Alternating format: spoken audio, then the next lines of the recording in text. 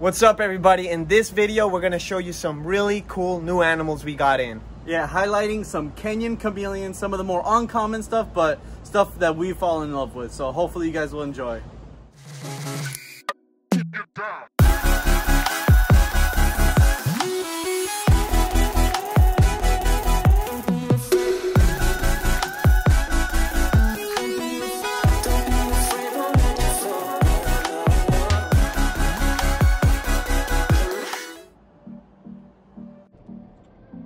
This is a rainbow Jackson, also known as a true Jackson or jacksoni.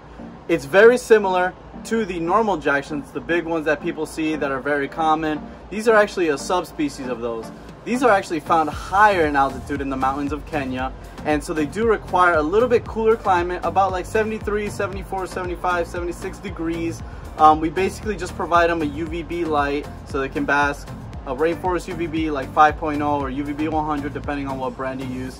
But other than that, same exact care. You're gonna need a variety of bugs. These guys actually love flying bugs, so any flying bugs, crickets, roaches, worms, all that good stuff. And then just same care as all the other chameleons. You want a lot of foliage because you do need a lot of water. You want a lot of the leaves to retain the water so they can drink it. They generally don't drink from a water bowl, they'll drink off the leaves. This guy's actually a little pissed at me. And the cool thing about these guys is the females even have horns as well. Unlike its subspecies of chameleons, like where the females don't have horns, these guys and girls both have horns. Really cool. A lot smaller than the normal Jacksons, which, you know, helps you save on space. All you need is like a 3-foot tall enclosure instead of like a 4-foot high. And just incredible species. These guys are actually even more colorful, but he's just honestly really pissed off right now, so he's a little dark. But these guys are going to be a vibrant green, maybe some teal and blue colorations with a bold yellow stripe running from side to side. So these guys are the helmeted chameleons, or Triceras hornali. I might have butchered that. But anyways, these are also very small little like chameleons that are very closely related to the Jackson's chameleons. You can see their little beard right here, and they get their name from this little casque they have on top of their head. And these guys actually fire up really bright green with different shades of green. You can see this one has some black speckling, and they're some of my favorites because they're so underrated. These guys are pretty small. They'll max around like 4 inches, you know, snout to vent, and you know, they're pretty neat. You'd like Manny said, for the true Jacksonite, you don't need much room for them.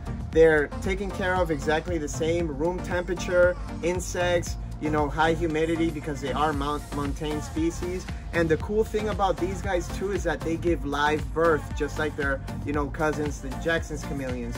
So these guys will actually, the females will blow up, and then one day you just come in and you just see a bunch of babies around in the cage. You don't have to wait and incubate eggs, which, as we all know, incubating eggs for chameleons is not the funnest thing ever because it takes a long time sometimes. But one of my favorite things about these guys is their little beard they have here, and he is not happy with me trying to touch his beard. It's okay, I wouldn't be happy either. But yeah, absolutely beautiful. The colors on them right now aren't doing them any justice because, like I said, they are kind of dark. It is later in the day, we just pulled them out and their lights were off. But if you're keeping these indoors, what you want to do, like the Jackson's chameleons, just a UVB light is sufficient. You could add a small like heat bulb if it's really cold in your area or in your house, maybe to set a hot spot of about like 80, like in the low 80s. But most of the time you want to keep it in the 70s, like 75 to 78 would be perfect. Misting maybe 2 or 3 times a day. They are very heavy drinkers, and we also recommend misting at night. You know, when the lights are off, setting your timer off so they can mist, because that's when in the wild chameleons are getting, you know, it's gonna rain most of the time during the nighttime, you know, the dew. So that's how they get a lot of their water intake. Really awesome chameleons and super underrated. Check them out. So here we have another really cool species of chameleon native to Kenya as well. These are the Dwarf Fischers chameleon.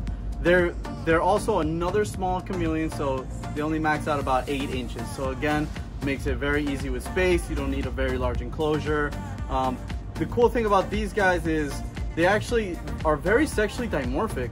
This is the male on my right, and as you can see, he has like 2 little horns on the front of his face, almost like a nose, and then the female almost looks like a veiled chameleon with a little red top on its head.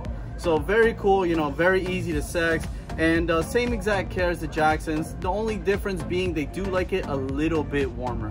These guys, you're gonna want a hot spot about 85, 90 degrees most, and rainforest UVB, a lot of foliage, a lot of variety of bugs. They're messing with each other a little bit, and these guys, the females actually lay eggs. So they'll lay a couple eggs. She actually laid like 6 eggs for us this year. And those guys are gonna incubate for like a year, year and a half. That's the fun thing about when working with chameleons, that incubation takes forever. But very neat species, large natural variety in the males. Females almost all look like this. Some males are gonna be more teal, aqua blue coloration, brighter green, some browns, and even some yellows. Alright guys, so one thing that's really important to keep in mind when you're getting some of these chameleons is that most of these are wild caught. Now, when they are wild caught, that doesn't mean they're bad or good necessarily. It just means that you got to be careful when you're picking them out, because when they do get imported, they can be severely dehydrated. So you want to make sure that the chameleons that you're picking out, if you're picking it out from the pet store, you know, that their eyes are nice and bulging, that they're moving appropriately, that they're not like lethargic or anything. Good grips too is a good sign. Yeah, exactly. A good grip when you hold them. Now, obviously, if you're getting them from us, you don't have to worry about any of that, because we're gonna pick you out the chameleons that we think are the healthiest. But it's just something to keep in mind, not just with these, but any other chameleon, because a lot of the chameleons out there are wild caught. If you guys like our content, make sure you hit the subscribe button down below. Make sure you like this video, and also make sure you follow us on Instagram, Snapchat, Twitter, Facebook, TikTok. We got it all, individual content on every single platform somehow. I don't know how we have all that time to do all that, but you know, so make sure you guys follow us if you like our content. And one more thing, if you're in Florida, we've been talking about this for the last couple weeks. They are trying to ban the iguanas and tegus. If you want to help, if you want to know how you could help stop this ban, check out the description below. We'll have all kinds of information on there.